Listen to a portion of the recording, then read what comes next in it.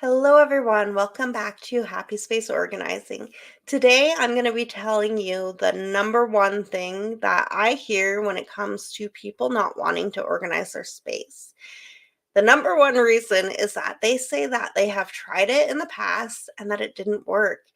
And the main reason why it didn't work is because they feel like they just made a bigger mess and they didn't get it done. And basically, they got so overwhelmed that they walked away from it and made it worse. And a lot of times it takes longer to even recover from that. Sometimes that mess will just get shoved aside somewhere, ignored, and become a more painful thing to deal with later.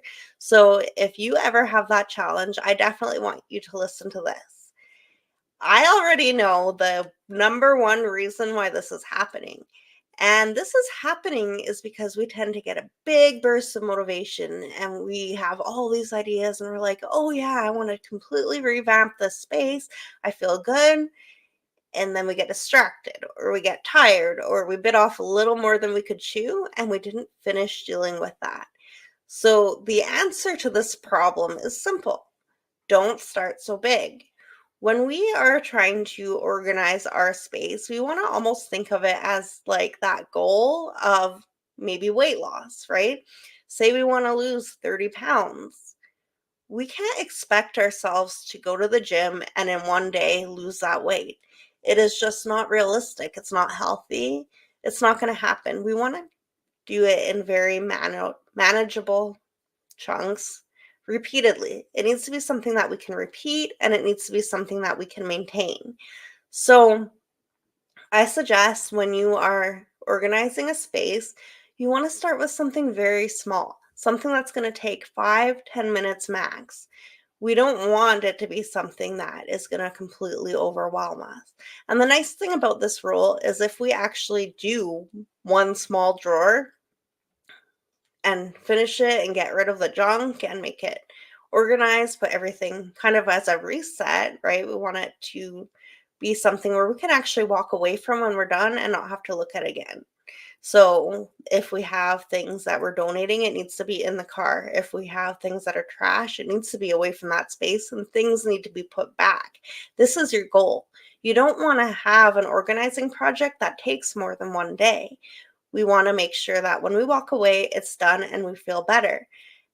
And if we set something for only 5 or 10 minutes, what happens if we feel like going again? We can do one more drawer or one more small space, and it just makes it so much easier.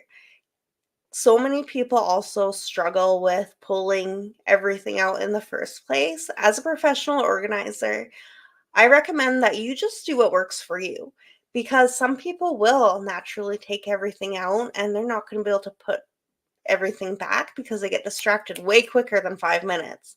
If that is you, if it's a junk drawer again, open that drawer, scan what's in there. If there's any obvious garbage, take it out right away. If there's anything that doesn't belong there, put it there right away. And this is a trick I've learned from another professional organizer. If it doesn't fit in that spot, you need to figure out what you can move or what you can get rid of in order to make it fit. This is the method that you will never create a mess. It is slower. So, because you're running back from room to room right away, it can be a lot slower. And because we're not finishing a whole space at once, we might feel like we're not getting anything done. But for some people, this is the only way that really works. If you can't sit around even for 5 minutes and just focus on one space, a lot of this is for people who have ADHD, then just do that. Embrace your whims to move around and do stuff, but don't put anything down until it's in the one spot that is either the trash or the donate pile or where it belongs. And that way you can progress very, very slow, but it's going to be very steady. So in that 5, 10, 15 minute time that you've zoned for doing this work, it's not going to ever get worse. It's only going to improve, and you're going to improve multiple spaces in your home at once. So that is the trick for that. So let me know, what do you think works for you? Is it going to be you're going to completely take out everything of one space and make sure you go through it, sort it, finish the steps, the whole space method? Or are you going to just try and dabble with one thing at a time? Both way are very effective. It just depends on what your attention span really is and everything like that. As long as it's easy for you, it's something that you can maintain, and say goodbye to that huge pile on a bed that you're going to have to deal with later, and just start simple. So I hope this helps. This is a strategy that every professional organizer recommends, as long as they're not in there working with you. If someone is in there working with you, you are always going to have that accountability. You're going to have that help. And the organizer will definitely make sure that they're not just going to be leaving you with that big mess you're never going to deal with. Okay. That's going to be well planned out and well thought out. So if you're just doing it on your own, think very, very small in a way that's not overwhelming, and make sure you clear the clutter at the end of it, the garbage and the things that are needing to be donated. Okay, so I hope that helps. And I just challenge you today to spend 5 minutes going through one small space in your house and completing it. And give yourself a huge high five. This is the way that you're going to break out of that cycle that it's too hard.